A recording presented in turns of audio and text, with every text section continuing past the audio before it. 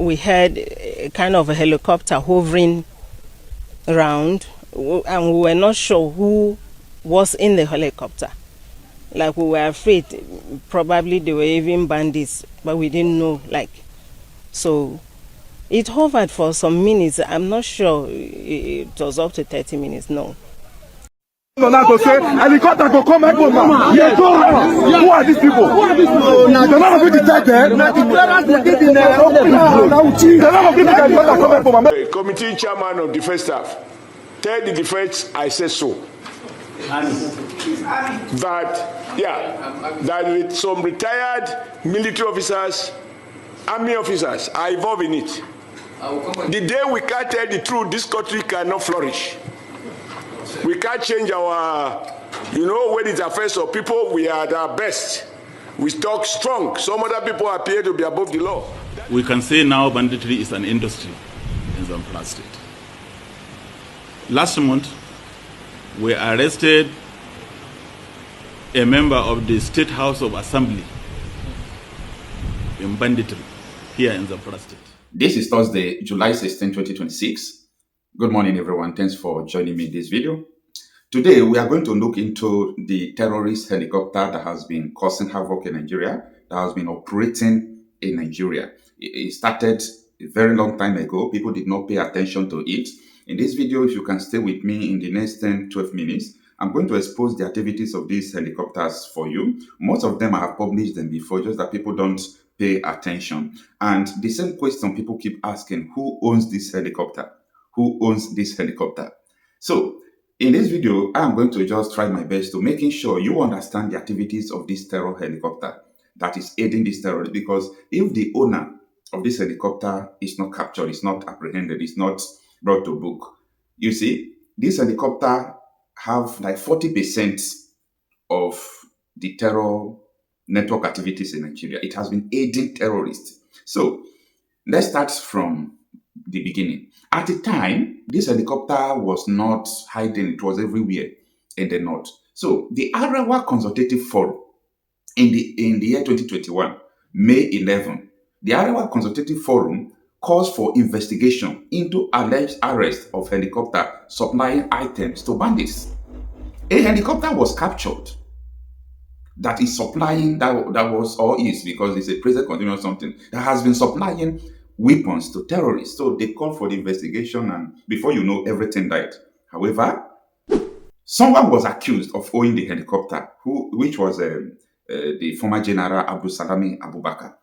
Though Abubakar came out to say, no, I am not the owner of this helicopter. So everything was just lied. No, they believe him. So let it be that he has denied that. He has denied that he is not the owner of the helicopter. Now, fast track to the year 2025. That was last year. When you look at this, I published a video December 1st, 2025. It is over. Jihadists use helicopter to kidnap school children. That was St. Mary Catholic School children in Niger State. So when these children were kidnapped, the information came because part of the way we gather intelligence is having people in different parts who can always tell the eyewitness story about what happened. So they told me that helicopter was seen when they were kidnapping the school children. When I published this video, so many people did not believe it at first. But the following day, AIT, Africa Independence Television, now send their journalists to go and visit the school. They sent their journalists to go and visit the school to interview the school principal. Guess what? The school principal said that helicopter was up while they were kidnapping the children. The helicopter was monitoring the kidnapping. Take a listen. Stay with me. In this video, I'm going to show you occasions where these helicopters have operated, and we are still going to dig down who owns this helicopter. So stay with me in this video. Take a listen. Both the principal, Felicia Gyang, and the head teacher, Blessing Amodu, narrated their ordeal. We had bangings on our gates and the children wailing, crying, and we heard voices saying in Hausa, meaning that we should pack the children and get money. We were there until after maybe there about 4. We had a kind of a helicopter hovering around, and we were not sure who was in the helicopter. Like, we were afraid, probably they were even bandits, but we didn't know, like. So it hovered for some minutes. I'm not sure it was up to 30 minutes, no. Just hovered around, and at a certain point we didn't hear it again. So that was how it was. Both the principal, Felicia Gyang, and the head teacher, Blessing Amodu, narrated their ordeal. We heard bangings on our gates and the children wailing, crying, and we heard voices saying in Hausa, meaning that we should pack the children and get money. We were there until after maybe there about 4. We heard a kind of a helicopter hovering around, and we were not sure who was in the helicopter. Like, we were afraid, probably they were even bandits, but we didn't know, like. So it hovered for some minutes. I'm not sure it was up to 30 minutes, no. Just hovered around, and at a certain point we didn't hear it again. So that was how it was. So far, no group has taken responsibility for the abduction. The question remains, who owns this helicopter parabolating in the airspace of Nigeria? Stay with me, because I am going to somewhere. Now, in Ekboma, Edo State, I was just on my own. I saw messages on WhatsApp. Okocha, helicopters are dropping people, and those people they are dropping are attacking us. I said, wait a minute, what happened? Have you reported it to the police? They said, yes, that they reported it to the police, but they did not go to police station, that the police that were trying to stop protests, that they are telling them that, look at, these helicopters are dropping weapons. After the whole did and done, they could not get the helicopter number. You understand? You know, without helicopter number, you can't track helicopters or all those things. So, even the following day, while they were still protesting, they still made the same statement. Take a listen. No, now to say helicopter go come back home. Yeah, who are these people? They're not going to detect them. They're not going to helicopter come back home and make come bring these people down. Let us see them. Let them give us hope. If you come to the station now, all the equipment are already there. They are moving. No. After they kill somebody. After they kill somebody. That one don't fail. They were shouting, telling the police, helicopter is dropping people. Helicopter is dropping terrorists. Who owns this helicopter? Like, who owns this helicopter? See, if the owner of this helicopter could be exposed, could be brought to, they know him. They know him. Many of them know him. They know who owns this helicopter. Okay? If they can bring out who owns this helicopter in the official capacity, then we will share a 1 billion naira intelligence with the Ministry of Defense. Yes, I said so. We will share intelligence with the Ministry of Defense. But I don't think that there is any intelligence that we could share with them that they don't have. They know all these things. They have it. You understand? So this helicopter have been doing many things. The same report came from Kwara. The same report came from Enugu State in the issues of local government, where that was one where helicopter drops bandits and they massacred them. It was a massacre. Yeah. I still have the video. Like, this helicopter have been moving around in Nigeria. Then, the recent Oyo School adoption, this same helicopter was seen in the picture. This same helicopter was seen in the picture. Whether it brought goods for them or it brought everything for them, but we were told that this helicopter departed from there and went back to Kaduna. According to the tracking of the helicopter, that it went back to Kaduna State. Then, that was when we predicted that these people have been lifted to Kaduna State. So, this helicopter network terrorizing people in Nigeria, they must expose who owns this helicopter. Now, let's go back to what Adams Oshomonde said. You know, Adams Oshomonde was so brave and he was so serious about exposing who owns this helicopter. In a Senate hearing about the issue of mining, Oshomonde said a former general owns this helicopter. That this helicopter is used by the terrorists. Like, what do you people want to understand? This helicopter is owned by a former general. Oshomonde even said he wrote the government about the activities of this terror helicopter that is helping them to sell gold, carrying weapons. And they are using this weapon to commit terrorism in Nigeria. Listen to what Oshomonde said. Those involved in this illegal mining, they use choppers. They procure arms. They give them arms. They use choppers to come and cut away the gold. And they take them out of this country and make billions of US dollars. And the federal government is not doing what it should be doing. I took this letter to the former president when I was national chairman of APC. And I said, call the general to give you more brief. In fact, what is happening or what subsequently happened in that part of the country was exactly what the general told me was going to happen.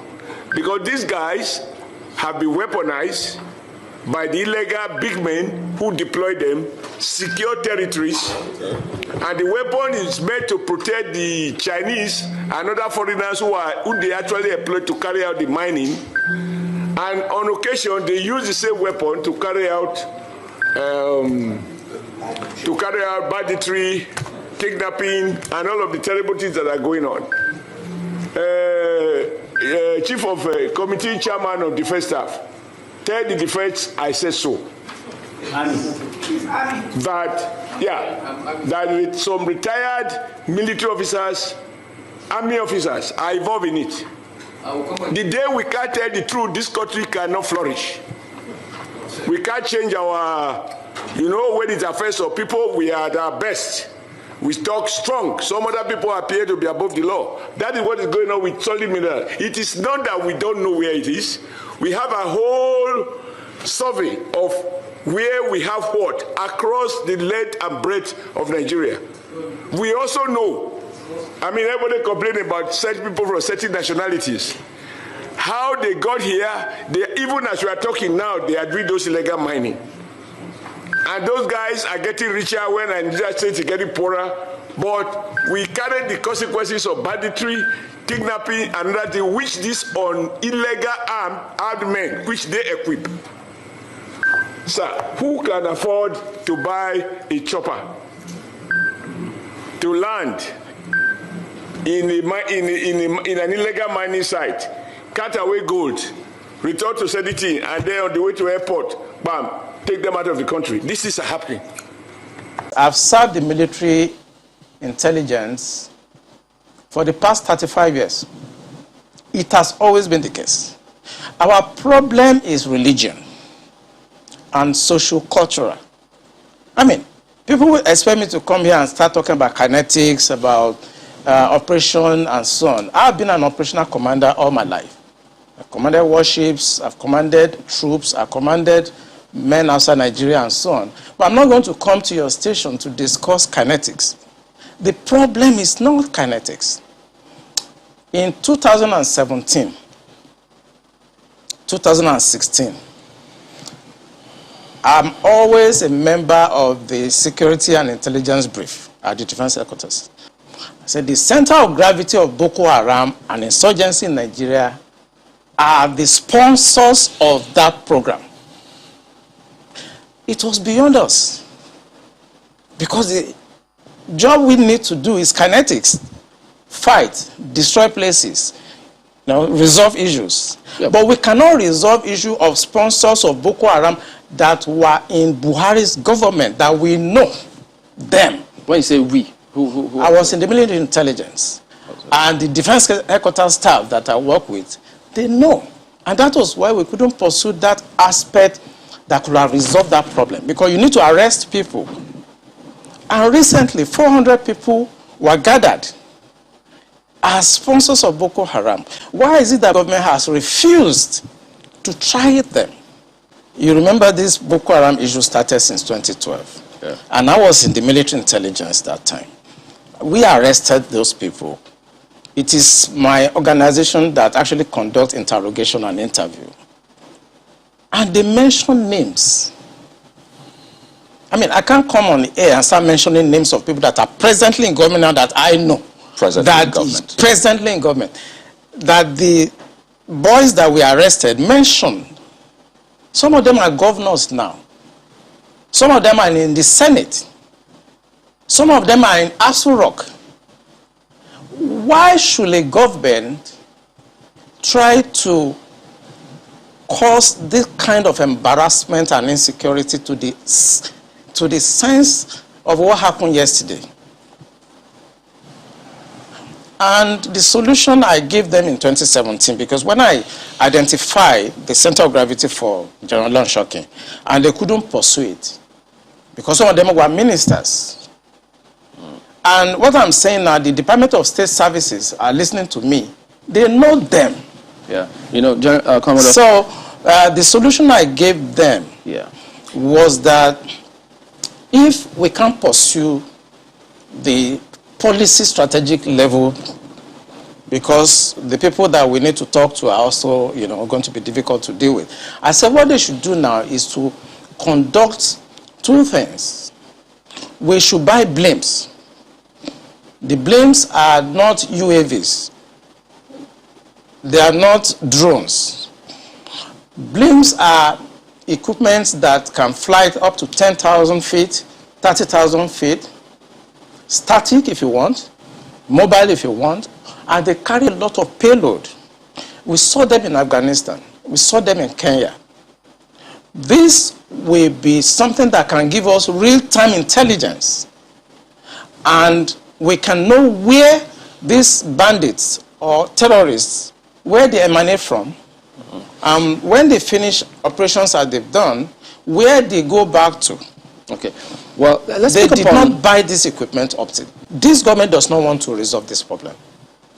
They are escalating it because of tribal and religious sentiments. So when you say this government does not want to resolve it, don't forget the same government has purchased. In fact, they're going to induct the Super Tucano jet because of, I mean, the insecurity situation. They have, the president has had to change guards, as it were, as a result of people's clamor. I imagine if that was not in the thinking, why would you go that length to make some of the, you know, some of the pronouncements, the meetings that have happened, the purchase, the change of guard and the rest? Why would they do all that if they don't want to sort this? Because that is not the solution. What you just mentioned is not the solution. When you have a problem at policy level, strategic level, operational level, when you have a problem, what you need to do is to identify the center of gravity of that problem and attack it. That's what you do. What they are doing is not attacking the center of gravity of the problem of Boko Haram and insurgency. So if the president is buying Super Tucano, is changing service chiefs, that is not the solution. We are looking at the wrong side. It's not kinetic. It's politics. Are you ruling out kinetic altogether? I can't rule out kinetic because so it's a spectrum. It's a spectrum, you know, so you can't rule out something. But the center of gravity is what they should look at. And what is it? I'm saying it on this channel.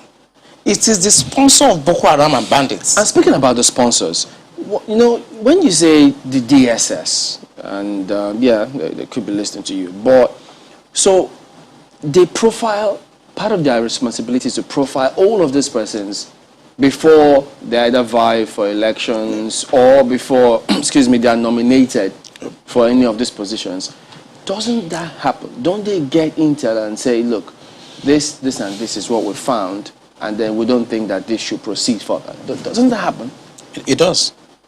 You know, when I worked with the DSS in 2007, because when Yaradua approved the operational order that we did, we now have to work together as a team.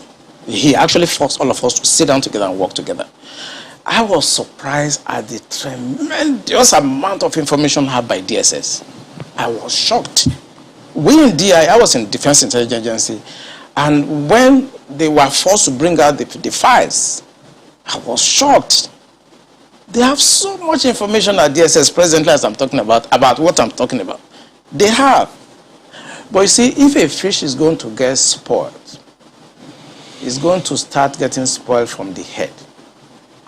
The DSS will not do anything except the Commander-in-Chief's body language shows that this is the direction I want to go. That is where the problem is. The DSS has tremendous information. By the time 2023 is here and somebody take over and wants to undo some of this evil that I've seen in this country, you'll be surprised names that the DSS will bring out. They have the information. There's nothing I'm going to say here that they don't have. The defense headquarters have the solution for the kinetic aspect. They do. I'm not going to come here to advise them. I work with them, and they're still there. The chief of naval staff was in the intelligence with me. We were together in Defense Intelligence Agency. That's Vice Admiral Gambo. I know these people are good. They know what to do. It's not that they have problems. It has to do with politics, the sponsors, people that feel that this country should be Islamized. You know, assuming but not conceding that, that all of this is the case. So what is the end game? Because I imagine as a strategist, that's what you think about. So these things are happening. What is the end game? So why will this be allowed to fester? For what purpose? The end game for them, because we did, normally when you want to look at this type of challenges, what you do is that you go through what we call the intelligence circle. Okay? When you do the processing and you do the analysis before dissemination point, you discover that the end game for them is to just turn this country into like a Taliban type of country. And it's a mindset. And anything goes. In other words, 10% casualties, 20% casualties is allowed in trying to achieve the end game of Islamizing this country. That's for the terrorists, the bandits. It's not for the terrorists and the bandits, for the sponsors. Because I told you, and I will repeat on this channel, the sponsors of Boko Haram and the bandits are the problems. And defense headquarters, the army headquarters, the naval headquarters, the air force cannot do anything about that. Buhari has to do something about that. The Interpol has the list of those people that are sponsoring Boko Haram. I work with Interpol. They should ask, if they don't know, they should ask. The government of Dubai, they have the list of those people. During the trial of those people that were caught, names were mentioned. They have the list. The government also told us that they've arrested 400 sponsors of Boko Haram. Why should a government not try those people and bring peace and harmony and safety to this nation? Why won't a government do that? Those people that are going to harass cadets and officers in NDA, they live around the place. I know NDA very well. I was in Georgia, I was in NDA as young officers, and I know the area very well. They live around the place. So why can't you put up a blimp that can see what they are doing in real time and eliminate them? Why won't you do that? In fact, there were more details saying that some persons slept up, but we'll come to that hopefully. Mark has got some questions for you.